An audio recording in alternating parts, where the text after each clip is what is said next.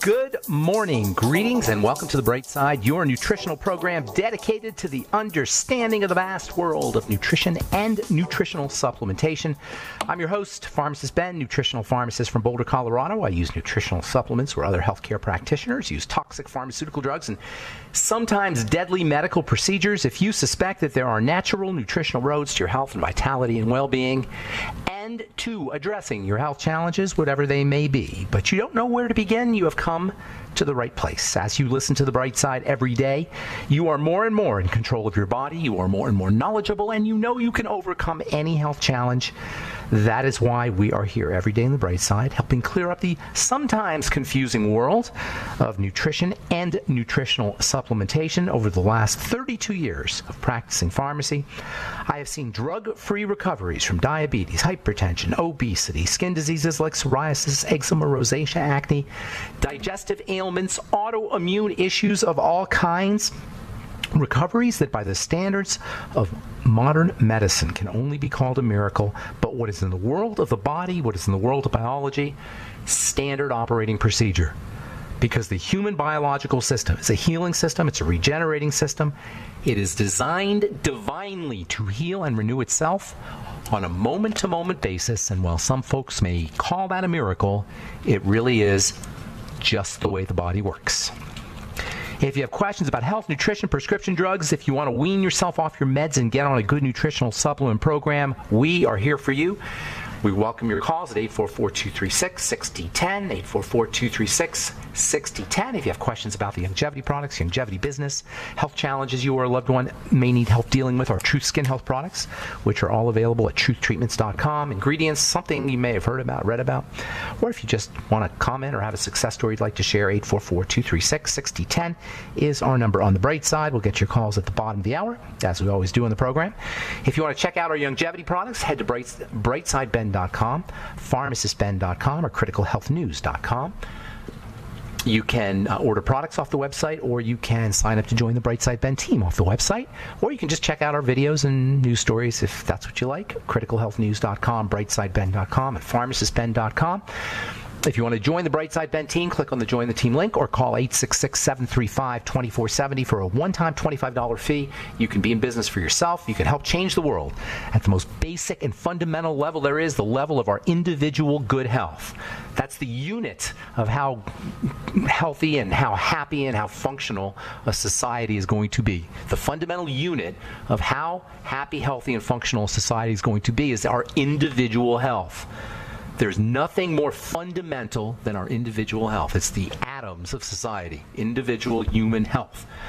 And it's no wonder why our society's falling apart if you look at it that way, because look at our individual human health. It's no coincidence that as our society seemingly is deteriorating dramatically, so is our individual health.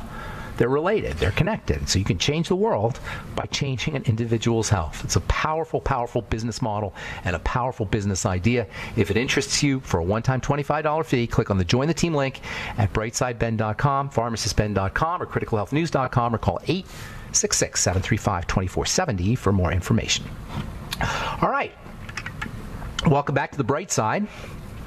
We have been talking about energy and electricity and electromagnetism and quantum. We've been going into the weeds here. I hope not too much into the weeds.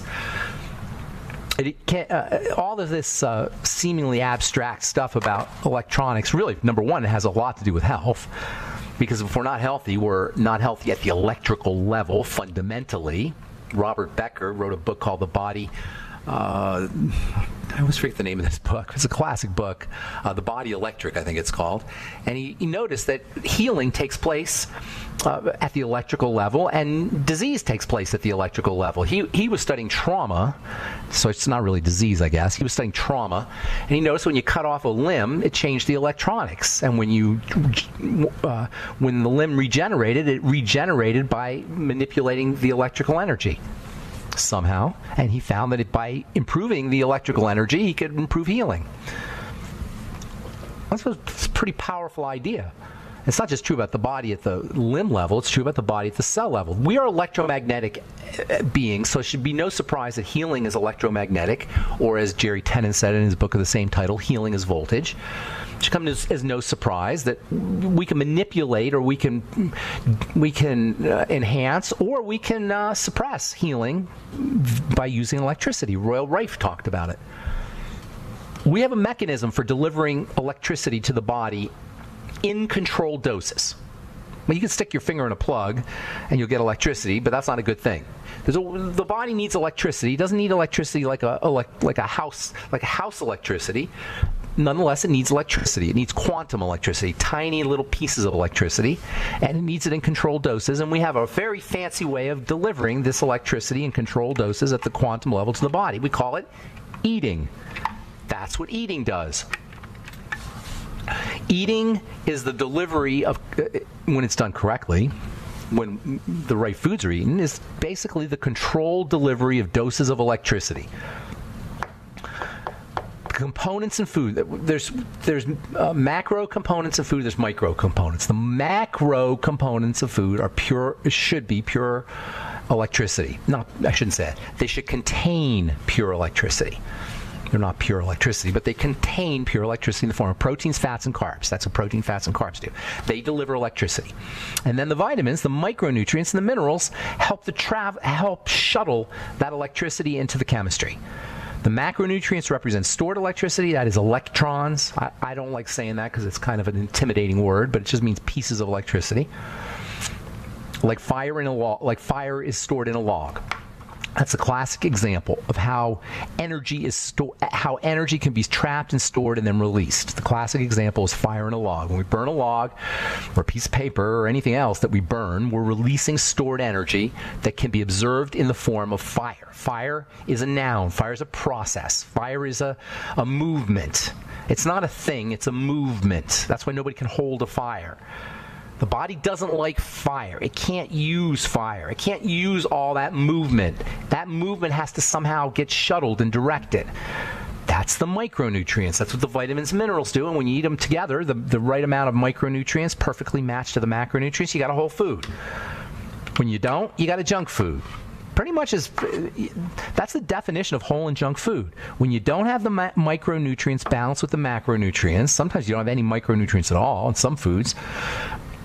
But when you don't have the micronutrients balanced with the macronutrients, you end up with energy you can't use. That's why we are the starving obese. We get lots of energy. Obesity represents energy, but it can't be used, so we're starving, functionally starving. Typically, starvation involved macronutrients throughout history. Throughout human history, the biggest problem is the macronutrients. Forget the micronutrients. We couldn't get any food. We couldn't get any macronutrients. We starved. We weren't the starving obese. We were just the starved. Throughout human history, the biggest health issue we as a species have faced has been food. We take that for granted. In the last 100 years or so, couple hundred years or so, we haven't had a famine. Hasn't been a famine in this part of the world anyway for decades. I don't even know. Probably since the early 1800s or something. I don't have any idea when the last famine occurred in North America. It probably never occurred because there was always wild game. We live in a world. For generations, we've lived in a world where we didn't have to deal with food shortages. But throughout history, that's been the big problem. Historically, starvation meant a deficit in energy and calories. Calories represent energy. Calories are the way we measure energy.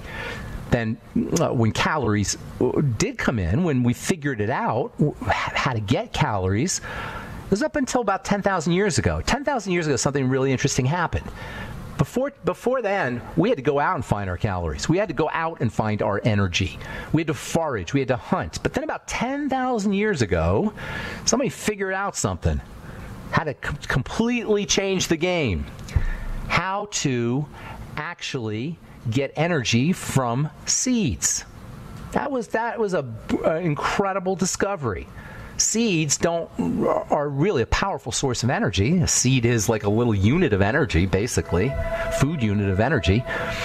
Lots of energy in seeds, but the problem is nature has protected those seeds.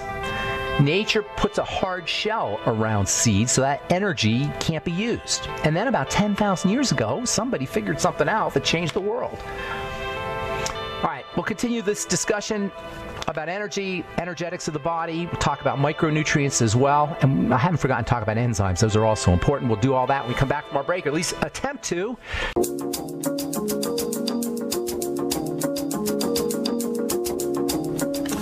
Okay, we are back on the bright side. I'm Pharmacist Ben. Got lines open for you at 844-236-6010, 844-236-6010. If you have a comment or success story you'd like to share, if you have questions about the longevity products or health challenge you or a loved one may be dealing with, we are here for you. If you have questions about our Truth Skin Health products, which are available at truthtreatments.com, truthtreatments.com, 844-236-6010 is our number. Don't forget to check out brightsideben.com, pharmacistben.com, and criticalhealthnews.com for the longevity products and your longevity business opportunity.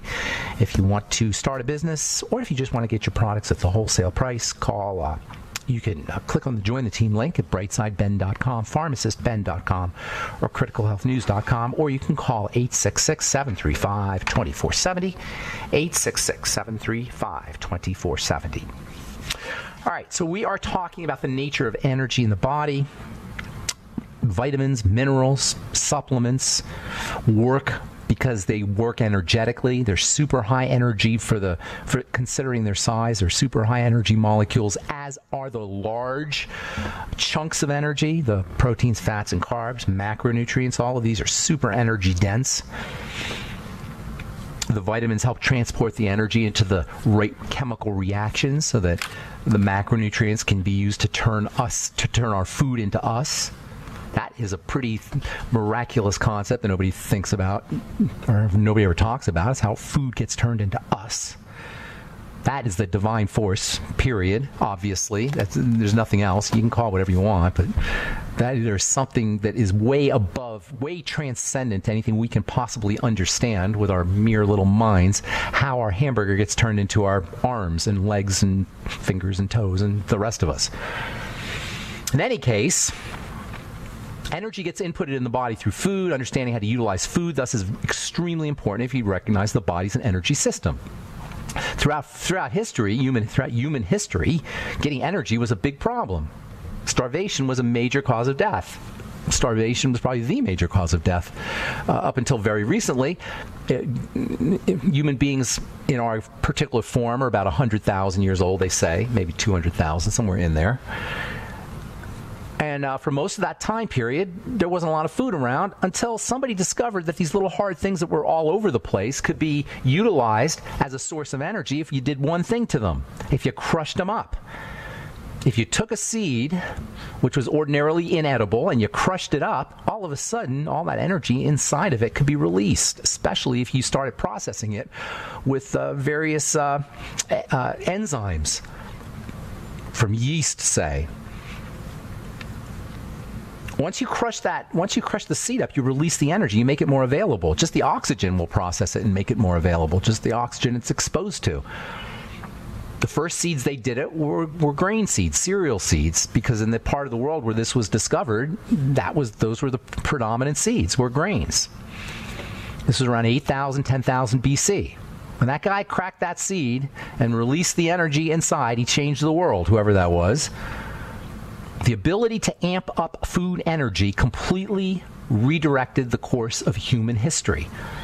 The ability to get energy from seeds, grains as it turns out, which are a type of seed, completely changed the world. So Jared Diamond, famous biologist or anthropologist, I guess, sociobiologist, wrote Guns, Germs, and Steel, classic book, I think came out in the 90s.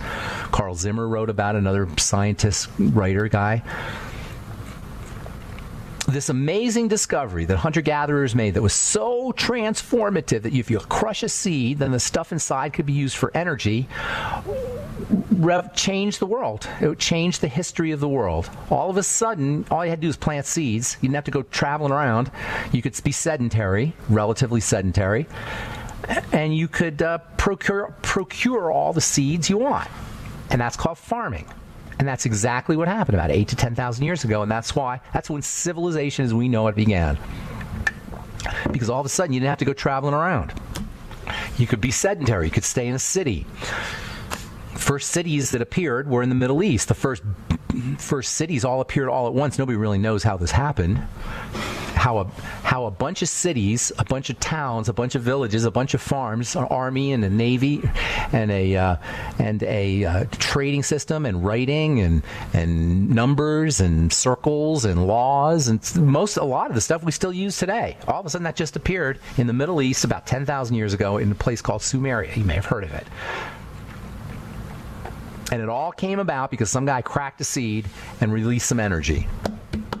And by the way, this whole transformation from hunter-gathering to agriculture, which is basically what we're talking about here, is documented in the Bible in a not-so-approving way in the story, in the / analogy, depending on how you look at it, of Cain and Abel, where Cain, the farmer, who is depicted as the bad guy, wants to give God herbs and vegetables and grains that he farmed, versus the meat that Abel, who's the good guy, the righteous guy in the story, wants to sacrifice to God. God likes meat. I don't know why God likes meat, but for some reason, maybe somebody out there can explain to me, 844-236-6010, why God likes meat so much, at least in the Bible.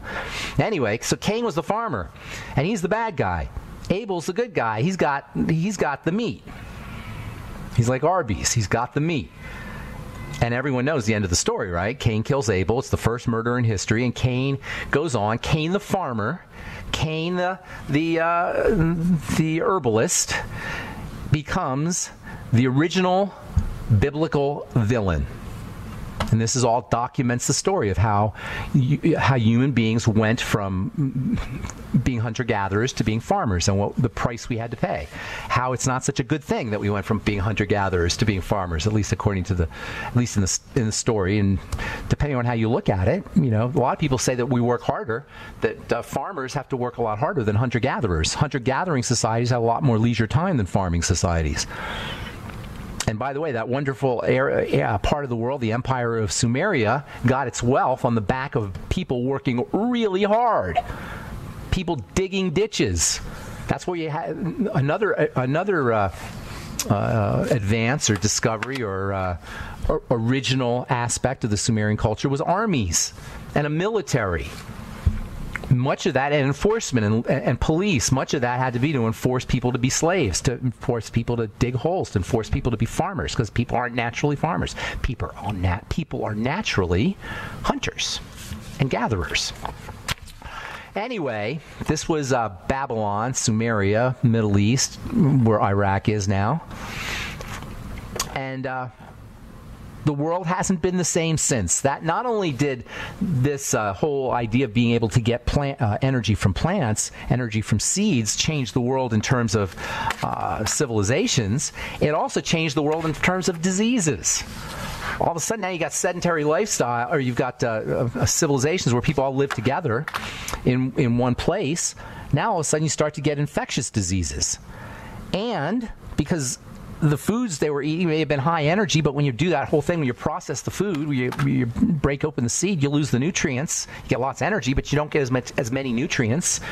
What ends up happening is the body starts to break down. This is when chronic diseases really start to show up. 10,000 years ago, there were no real chronic diseases before that. Now, some of that had to do with the fact that there was increased life expectancy, of course, but some of it had to do with the fact that people were subsisting on high energy, low nutrient density foods, and the situation's only gotten worse, dramatically worse. All right, I'm Pharmacist Ben. 844-236-6010 is our number. You're listening to The Bright Side. We'll return right after this.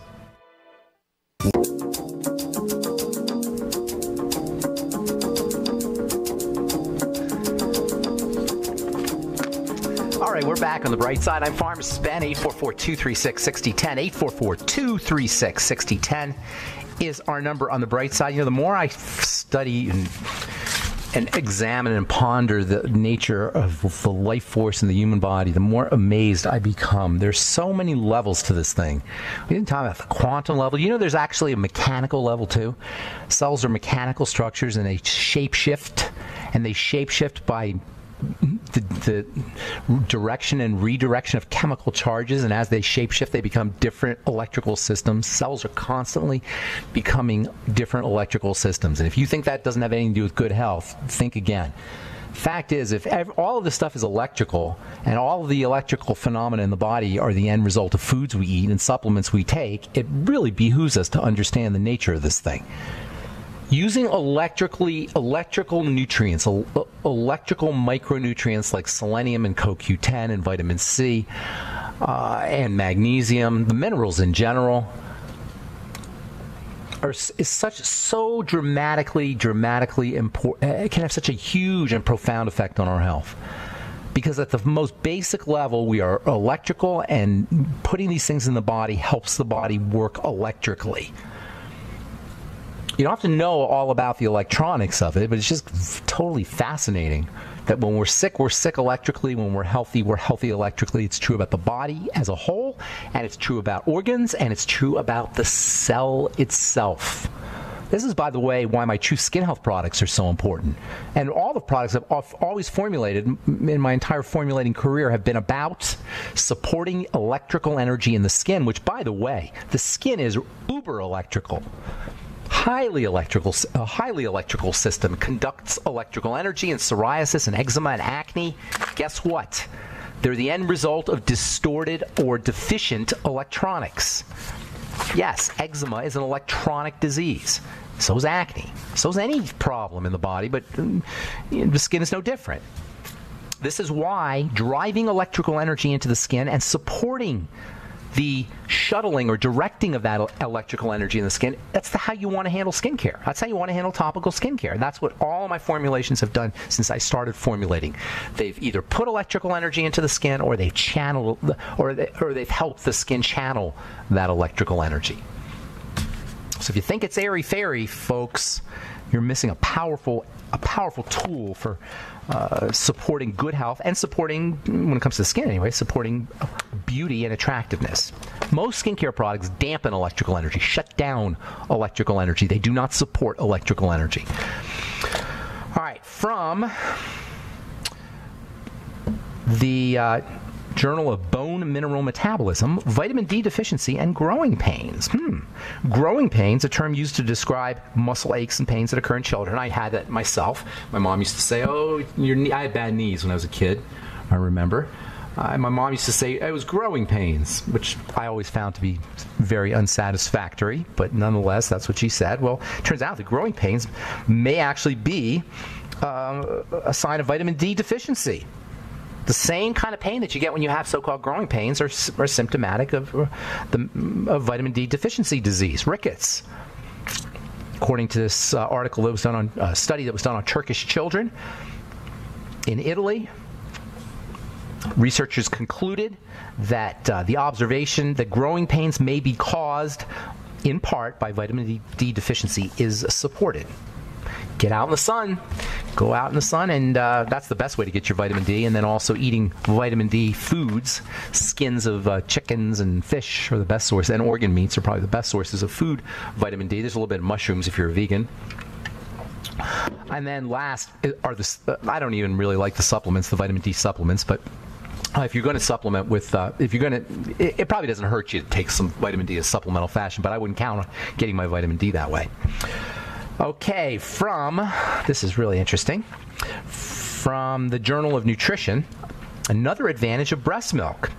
Infant macaque monkeys were either breastfed or fed by a formula containing a low amount of lutein, or fed a formula supplemented with lutein to approximate the concentration of breast milk at 6 months of age. Compared with each formula-fed group, the breastfed group had markedly higher concentrations of lutein. Lutein is a very interesting carotene that's typically found in fruits and vegetables, but it's also found in breast milk. You've seen it on eye vitamins, Lutein. Well, lutein is in breast milk because one of the ways babies' eyes and brain, for that matter, and the whole nervous system, as well as the liver, develops is via the action of lutein.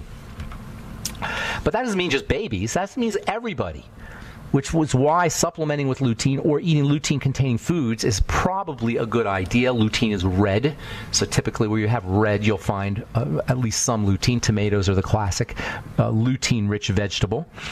Apples probably have a little lutein in them as well. You'll find a little bit of corn has some lutein in it. You'll find lutein in a lot of veggies, but it's not just lutein. It's really all of the flavonoid antioxidants. Lutein happens to be in breast milk, though, and I find that very interesting, considering most of the sources of lutein are plant or vegetable derived. All right, so let's do one more and then with your calls. We've got lines open, 844-236-6010, 844-236-6010. From the Journal of Dental Research, probiotics prevent dental caries, that is cavities. 260 children aged 2 to 3 years attending a nursery school in Chile were randomly assigned to receive either milk supplemented with lactobacillus or milk that wasn't supplemented, and guess what happened? The bacteria-rich milk, the milk that contained the probiotics, reduced the incidence of cavities, and this just adds to the list of bacteria that can be used as antikaryotics, that is, anti-cavity supplements. According to researchers, probiotics may work in part by competing with carcinogenic bacteria in the mouth, such as Streptococcus mutans. I don't know how carcinogenic, or karyogenic, I'm sorry, that's not carcinogenic, that's karyogenic bacteria. Could it be that cavities are caused by probiotic problems? Could it be that bacteria are caused by fluoride in the water or chlorine in the water?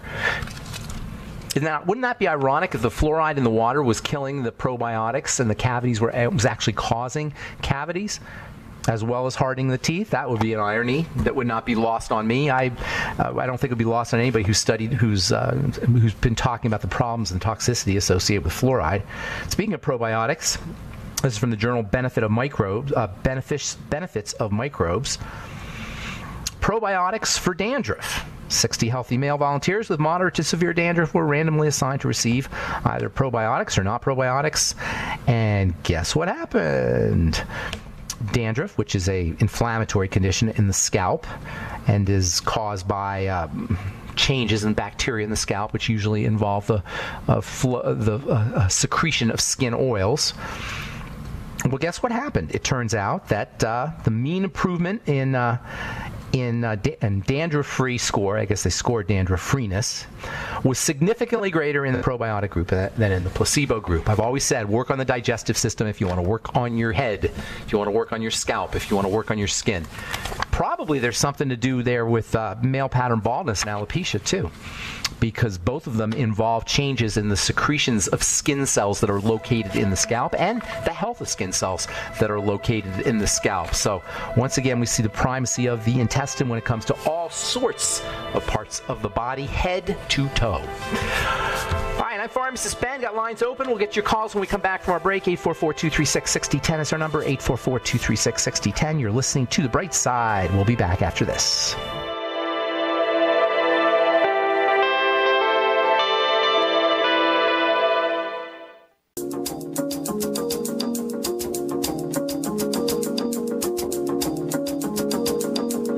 We are back on The Bright Side. Thanks for joining us. 844-236-6010 is our number, and it is time to hit the phones. And let's say good morning to my good friend Carl, the Truth Raider. What's up, Truth Raider? How you doing, buddy?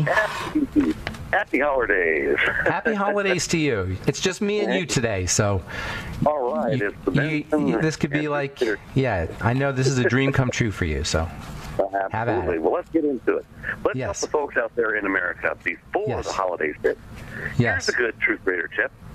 Go to your local supermarket or even go to one of your organic or best-loved natural grocery stores and get some button mushrooms, organic button mushrooms. Okay. And if you're suffering from heartburn, especially after you indulge on Turkey Day, take 2 or 3 if you start to have symptoms of heartburn and problems, no matter whatever that brings on heartburn. And take one of the mushrooms, chew it, and then take a second mushroom, chew that, and take a third mushroom. By the time you chew the delicious mushrooms, your heartburn will be Come on. Don't mislead us now. Is that really true? That's what's worked for me. And it's just a button mushroom. About 3 to 5. I mean, it doesn't work with other mushrooms, just button mushrooms. Well, no, but that's what most people are not going to sit and eat a large-sized mushroom. So the optimal... What exactly is a button mushroom? I don't even know what that is. Are you talking about just the typical... They're the small little ones. They're the micro mushrooms. Okay, I know what you're talking about. I know what you're talking about. Yeah. So just a couple of them, and that'll get rid of heartburn? Just chew a little bit. Just take one, chew it up, and see what works. Take a second, and then have a third within a few minutes, and your heartburn will be gone for about... That is extremely interesting. That's worth the price of admission right there. Thank you. I appreciate that. And the damages, what might cost you? Maybe 15, 20 cents. Oh, yeah. It's a pretty cheap medicine, plus you'll get your vitamin D and protein and all kinds of good stuff that are in mushrooms. Did you hear about we were talking about electricity. They just, I was just reading about mushrooms being bred to generate electricity. And then we're going to have mushroom lights and mushroom solar panels. They figured out a way to integrate bacteria, a certain kind of bacteria, with the mushroom in a way so the bacteria absorbs sunlight, and then the mushroom provides it with kind of the nutrients that it needs to feed on and shelter and all support, moisture and nutrients, etc. And then the bacteria returns the favor by absorbing sunlight and releasing energy, which then can be captured. Exactly. And by the way, this was done using, get this, you ready for this? 3D printing. They 3D printed. They 3D printed bacteria, something called a bio ink that had bacteria in it, and then they injected it into the mushroom. They 3D printed bacteria juice or bacteria soup. They turned it into an ink. How is this crazy? They 3D printed a bio-ink that is a bacterial soup that can be integrated with plants, and that bacterial soup will turn that plant into an electrical or anything really into an electrical generator. They could probably put that 3D ink in houses. They could paint your house with this 3D ink, and then your whole house would become a solar panel. Yeah, that would be the solution.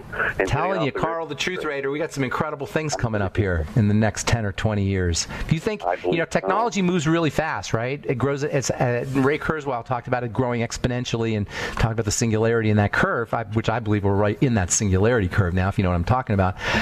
Think of the last 10 years, how fast technology has jumped since the iPhone 10 years ago or so. There's a really cool book by Thomas Friedman called Thank You for Being Late, which talks about about 2007 and 2008 as being a watershed period in terms of technology and technological advances. Imagine what we're going to be doing in the next 10 years. Test tube meat is coming out here this year, or maybe early next year. It's supposed to be out this year, but early next year, test tube meat. Hey, I want to get one more call in. Thank you, Truth Raider. Didn't mean to digress there, but that's kind of... All right, buddy. Be good. Robert in Ohio. What is going on, Robert? Good morning. Welcome to the bright side. Hi, Ben. Happy holidays. Thank you. You too. Hey, I have a question about, we know there's some issues in the NFL with concussions and stuff. Yes. I want to put the connection to steroids. Steroids? And CTE. Yeah. I'm sure it doesn't help. Steroids suppress healing. Steroids are anti-inflammatories, as everybody knows, and they're pain relievers. And yes, you're right. Professional athletes probably get all kinds of steroids. No, I'm talking about anabolic steroids. Oh, anabolic steroids you're talking about. Oh, huh. See, I know that they test you for anabolic steroids. I don't know how good the tests are. So I don't know if that's as big of a problem. Anabolic steroids, certainly anti-inflammatory steroids would be a problem. Anabolic steroids probably don't help. I don't know. I don't know the answer to that. Getting slammed on the ground that's as hard as cement on a highway multiple times, that doesn't help either. Can you imagine what that must be like to your brain? That and the painkillers. But I've noticed a lot of, especially back in the 80s, 90s, the NFL had a lot more steroid use than maybe it does today. I'm not sure. Probably Lyle Alzado, that whole thing, and that's true. Yeah, look at. I don't know if you saw a 60 Minutes interview with Tim Green, but yes, he had CTE. Did he talk about anabolic steroids and CTE? I just read that he had CTE. Well, they did an interview with him back in '96, and then there's an interview with him now. Was he a big guy? Was Tim Green a big guy? Yeah, he was a linebacker. I know, but was he like one of those ripped guys, like, totally like android-looking, cut up? And he was like that? Yeah. Right now he's suffering from ALS, I think. So he's 54, I think. 54. Oh, it was ALS. That's right. Hey, that's terrible, isn't it? Yeah. He's only 54. That could definitely be caused by trauma, like a repeated trauma, as you would get on a football field, just being hit. You watch these guys play, these football players playing. I mean, they got to be a different breed, a different, genetic species or something to be able to. Yeah, it's crazy, right? The hitting. How do you handle that? I was talking I talked to a guy on the radio once, Ken Stabler. I talked to him I didn't meet him or anything, but I was talking to him on the radio, and he told me that football players have a way of instinctively knowing. I asked him that. How do they handle that kind of punishment? He said they have a way of instinctively softening their body, or knowing to soften their body before impact. And he said that's what accounts for their ability to handle it. But nonetheless, I mean, obviously with CTE, year after year. Yeah, exactly. You can only handle so much. But some of the hits you see these guys take, and then the crowd loves it, of course. The violence of that game. I mean, it's a pretty game. It's a beautiful sport, but man, there's some violence on that. But I'm seeing it in people that didn't play football, like powerlifters and wrestlers. I mean, people that you have the bodybuilders. Yeah, I'm seeing it in them. Are you a healthcare professional? No. I'm just an observer. So, you've observed it. My son is, but my son's a doctor, but I'm not. So. Okay. Have you run the theory by him? Have you? No, but no. I'm just kind of. I don't think it helps. I don't think any time you amp the body up like that, it's going to help. In the short run, it may actually stimulate healing, improve healing, but in the long run, it's not going to help. I mean, it puts a major stress on the body. The body is not supposed to grow in this uncontrolled fashion. Controlling the growth is much more important than just jacking up the system. And there's only so much muscle development that the body needs to have anyway from a health perspective. So I don't know necessarily it's a good thing, but I haven't heard of any particular links, although there very well could be, and I wouldn't be surprised. If I did hear there was one, I wouldn't be shocked. Hey, there was a drug you mentioned, butyrate or something like that, or is that? Butyrate's not necessarily a drug, but it's an amazing molecule, and I'm going to be talking more about it. It's a fundamental molecule in nature, in biology. Butyrate. It exists as gamma aminobutyric acid, GABA, which you probably heard of, and various other forms. Butyrates occur throughout the body. It's really super important stuff. The best way to get your butyrate going is by eating butter or by just being healthy, calorie restriction. And butyrates are also appetite suppressants too. Oh. They're great for the brain. I'm trying to remember back in '96, but maybe that wasn't butane. It was something they were taking back then that was GHB. Like super GHB. And maybe it was a drug that people were making. It was like a date rape drug. That's a butyrate. This was a hormone or a steroid or something that they were taking back in the 80s and 90s. The football players were, and he mentioned. Oh, I know what you're talking about. HMB. It was called HMB. Okay. Hydroxymethylbutyrate, and that was a butyrate. And like all butyrates, it did stimulate muscle growth. That was one of the effects of butyrates, whether it was GHB or GABA or HMB. I was selling HMB back in the day when it was popular. I remember I had it in my pharmacy. Finaject back then. Finaject. I remember that one. Were you a bodybuilder back in the 80s? Yeah, I hung around some world-class powerlifters. Hey, good to talk to you, Robert. Man, I got to go. Happy holidays, though. Thanks for your call. Appreciate it. That's all the time we have for today on The Bright Side. Thanks for listening, friends. Check out our websites, brightsideben.com, for all the longevity products, and truthtreatments.com for all our Truth Skin Health products. I'm Pharmacist Ben. Have a beautiful, awesome, spectacular day. We'll talk to y'all later. Registered